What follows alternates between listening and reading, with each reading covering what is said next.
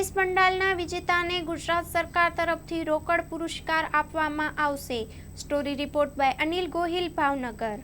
ગણેશ ચતુર્થી જે પંડાલ લાગશે એના 27 તારીખે શરૂ થશે। તો એના માટે સરકારે આયોજન કર્યું છે કે આ વખતે 4 જે મોટી મહાનગરપાલિકાઓ છે, રાજકોટ, સુરત, અહેમદાબાદ અને વડોદરા, આ સિવાય જે 29 જે જિલ્લાઓ બાકી બચ્યા છે એના માટે પણ પ્રાઇઝનું મીન્સ કે કર્યું છે।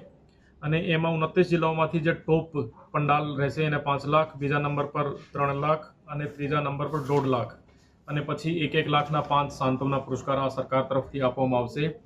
એમાં જે પંડાલો છે આ શું સામાજિક સંદેશ આપી રહ્યા છે, કેટલા ઇકો ફ્રેન્ડલી આ વસ્તુનો ઉપયોગ કરે છે, કેટલીક દેશભક્તિ કે ઓપરેશન સિંદૂર વિશેની માહિતી આપે છે, કેટલીક સ્વદેશી વસ્તુનો ઉપયોગ કરે છે અને સ્થાનિક વહીવટી તંત્રની પરમિશન લીધી છે કે નહીં લીધી અને ક્યાં કર્યું છે, એટલે કે લોકોને અડચણરૂપ ના થાય।